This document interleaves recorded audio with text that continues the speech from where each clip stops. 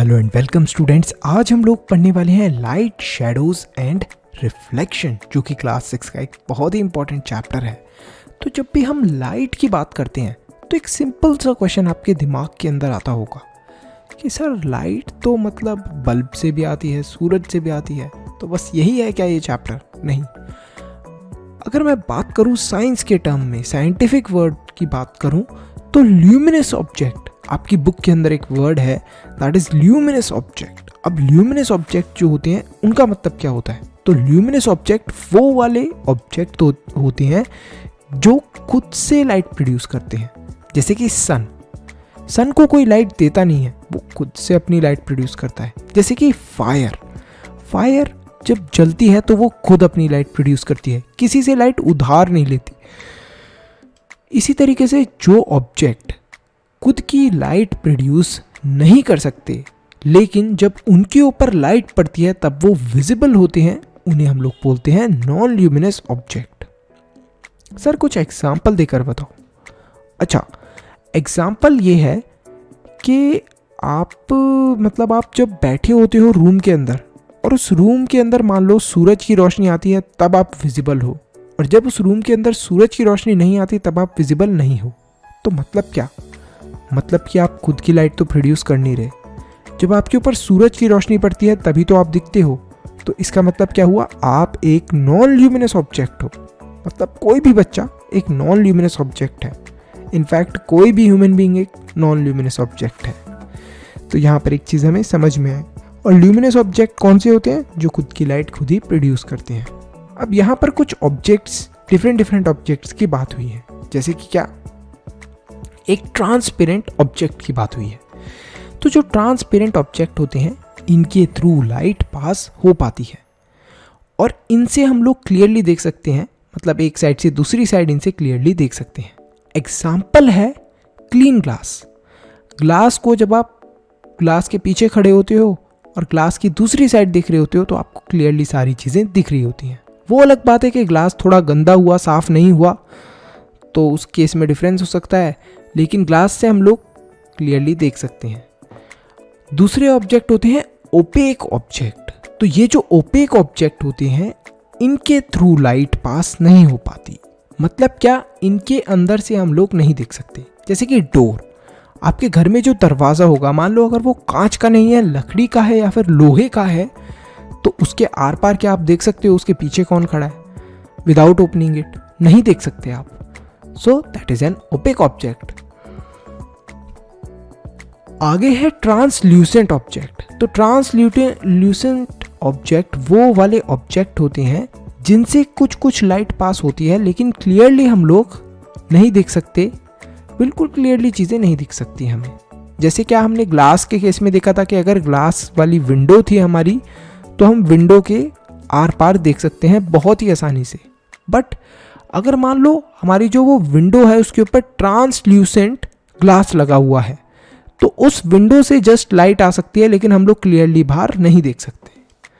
इसी के साथ शैडोज़ की भी बात हुई है। तो शैडोज़ कहाँ पर फॉर्म होती हैं? जब एक ओपेक ऑब्जेक्ट लाइट का पाथ ब्लॉक करता है तो हमें क्या फॉर्म होती हुई दिखती है? शैडो। अच्छा सर, शैडो तो ह्यूमन बीइंग्स की भी फॉर्म होती है, तो हम लोग कब लाइट का पाथ रोकने लगे?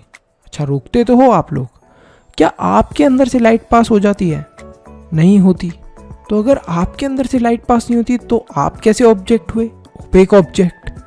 तो इसी वजह से हम ह्यूमन बीइंग्स की शैडो फॉर्म होती है। और भी बहुत सारे ऑब्जेक्ट होते हैं, जैसे हमारी चेयर हो गई, उसकी भी शैडो फॉर्म होती है। तो यहाँ पर पिन होल कैमरा बनाने का भी तरीका बताया गया है चैप्टर के अंदर। तो स्टेप 1 होता है कि हमें एक कार्डबोर्ड बॉक्स लेना है, लार्जर होना चाहिए, one larger than the other, मतलब एक थोड़ा बड़ा हो और एक उसमें से थोड़ा सा छोटा हो, ठीक है। और विदाउट इसके अंदर कोई भी गैप नहीं होना चाहिए। तो यहाँ पर हमें ओपन करना है one side of each box. दोनों जो बॉक्स हैं उनकी दोनों साइड्स खोलनी है, एक साइड खोलनी है। On the opposite side of the large box cut a small hole in the centre. तो जो लार्ज बॉक्स है उसके अपोजिट साइड पे एक बड़ा सा, मतलब एक स्मॉल सा होल खोलना है जो बड़ा वाला बॉक्स था, ठीक है। On the opposite side of the smaller box cut a square of about 5 centimetre. तो जो हमारा अपोजिट साइड है स्मॉलर बॉक्स की, उसके ऊपर हमें एक स्क्वायर कट करना है लगभग 5 सेंटीमीटर का, और इस ओपन वाले एरिया को हमें ट्रेस करना है पेपर से। Slide the smaller box inside the larger one. तो हमें अब क्या करना है, जो लार्जर वाला बॉक्स है उसके अंदर हमें स्मॉलर बॉक्स को उसके अंदर स्लाइड कर देना है। That the slide with tracing paper is on the inside. इस तरीके से कि हम लोग ट्रेस कर पाए पेपर को इनसाइड में। Cover the camera and your head with a back cloth and then get ready to observe the distant object.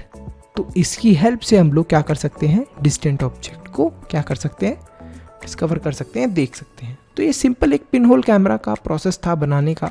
ज़्यादा डिटेल के अंदर आपको नहीं समझना, बट मैंने आपको समझा दिया। आगे है मिरर और रिफ्लेक्शन।